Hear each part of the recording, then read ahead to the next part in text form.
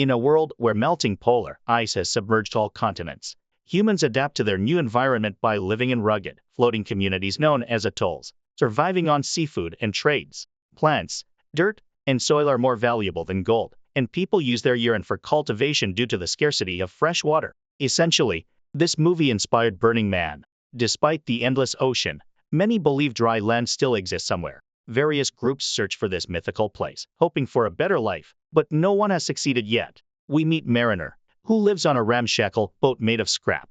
Costner certainly enjoyed flaunting his assets in the 90s. Mariner is seen urinating into a small vessel and then pouring it into a machine that converts it into drinkable water. He has a lime tree on his boat, a rare commodity in this water world. Mariner fishes and collects reusable trash from the ocean to survive. One afternoon, after a dive, he notices another boat approaching. The man on the other boat mentions an atoll where he obtained various supplies and wants to trade. When Mariner learns that the man wants nothing in return, he becomes suspicious and soon realizes the man has stolen his supplies. At the same time, a group of smokers arrives on jet skis and begins attacking. Despite Mariner's boat being made of scrap, it's fast, allowing him to escape, while the other man is captured by the smokers. Mariner then arrives at the atoll, a floating city with high metal walls. At the gate, he declares his intent to trade. Inside, he reveals genuine dirt, a rare commodity, and receives 124 chits in exchange for a jar of it.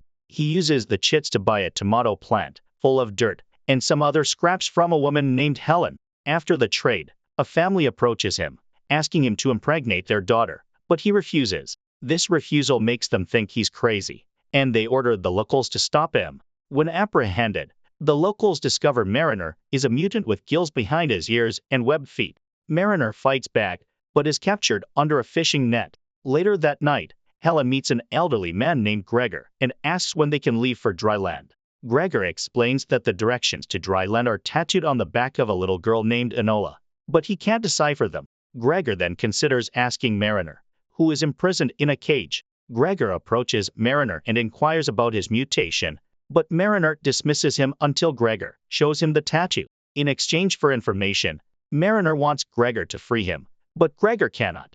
The next day, the locals decide to drown Mariner in a swamp pit by lowering his cage. At that moment, an army of smokers led by Deacon attacks the atoll. They also seek the mythical dry land and the girl who knows the way. The smokers encircle the atoll and begin shooting with machine guns, killing many residents. Eventually, smokers on jet skis enter using ramps. Inside, Gregor fills a balloon and accidentally flies away, leaving Helen and Enola behind. Meanwhile, Mariner tries to escape, but his cage collapses. Helen rushes to help him, agreeing to take her and Enola with him in exchange for his release. Mariner tells them to open the gate while he starts his boat. The gate gets stuck, so Mariner uses the rigging to fly up, open it, and return to the boat. Helen and Enola board the boat, escaping the atoll. Meanwhile, a smoker with machine guns fires erratically, causing Deacon's boat to explode. But Deacon dives into the sea, saving himself.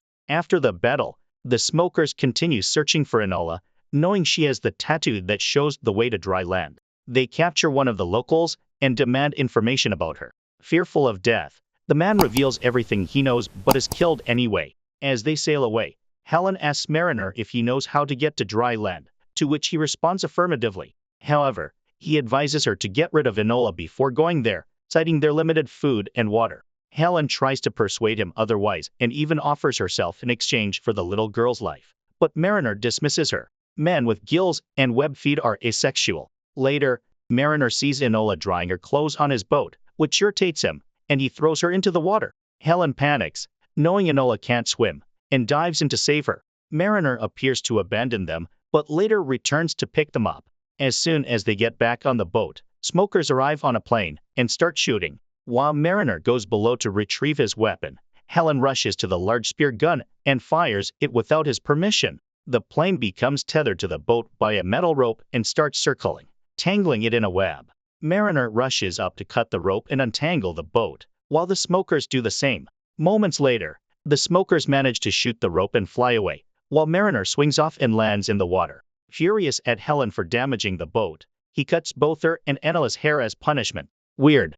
Meanwhile, Deacon deduces their location and sends his men to find Enola. While sailing, They encounter a drifter who claims to have important papers and offers to trade them for Helen. Helen refuses, but Mariner agrees. The drifter takes Helen to his boat while Mariner examines the papers and finds them useless. He quickly rushes to the drifter's boat and cancels the deal, enraging the drifter. The drifter tries to stab Mariner, but after a fight, Mariner kills him. In the next scene, Mariner demonstrates how he fishes by diving into the water as bait. A massive mutated fish appears, and he kills it with his weapon, preparing food for everyone.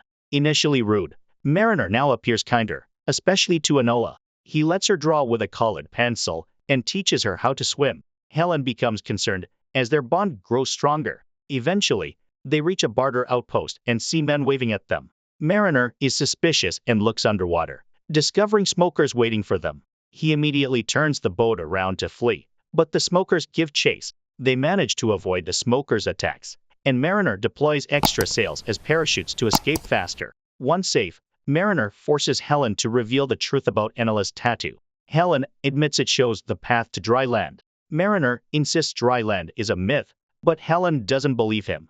To prove his point, he places Helen in a large bubble and submerges her. Breathing through his gills, he takes her deep into the ocean, showing her the submerged past world, which shocks her. Meanwhile, Enola, waiting on the boat, hides when she sees something in the water. When Mariner and Helen surface, they find smokers have captured them.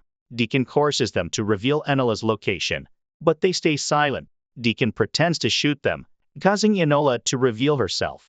She is quickly captured by the smokers. Deacon orders his men to kill Mariner and Helen, but they escape by diving into the water. Helen says she can't hold her breath long, and Mariner breathes for her by making out with her. After a while, they return to the surface and find their boat destroyed. Meanwhile, Deacon pretends to be nice to Enola, asking about the tattoo on her back. She stays silent, even when he offers her colored pencils. Back on the destroyed boat, Mariner and Helen feel hopeless. Helen asks why he didn't accept her offer earlier, and he responds that she didn't like him then. Touched by his answer, she kisses him, and they make love on the boat. There's no turn-on like knowing your surrogate daughter has been kidnapped. The next day, Mariner tries to repair the boat but spots Gregor in his hot air balloon. This guy's nuts. Gregor takes them to the boat, where the survivors of the atoll are staying.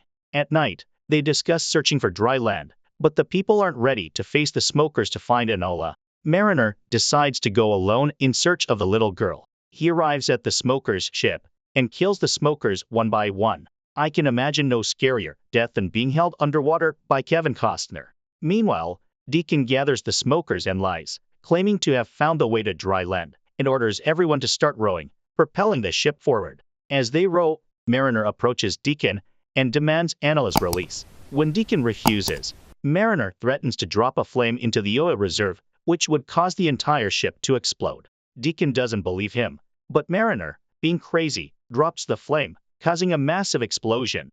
Deacon flees with Enola before Mariner reaches the top and sees them on a plane. He fires a spear gun at the ship's fence and ziplines down, using the metal rope to create a barrier that crashes the plane.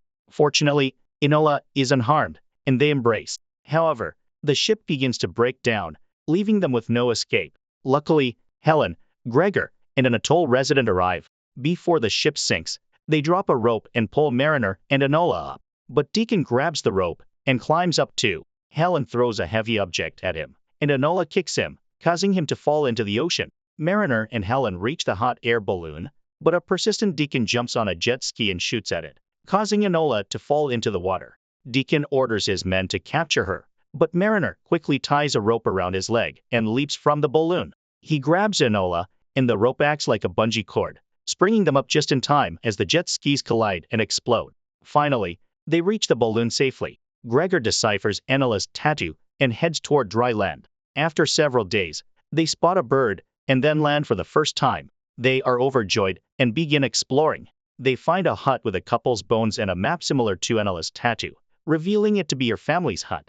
Her family likely sent her away in hopes she would bring others to dry land. Mariner finds the land uncomfortable. Look at that leather jerkin and those earrings. This guy can't be held down by one lady, and he feels he belongs in the sea. He tells Enola he is leaving, which saddens her. He explains he isn't meant for dry land, but she tries to assure him he'll adapt. He doesn't change his mind and bids Enola and Helen a final goodbye before departing. In the final scene, Helen and Enola realize they are on Mount Everest. Crazy. They watch Mariner sail away from the cliff. Subscribe for more videos like this. Turn on notifications and leave a like to help the channel out.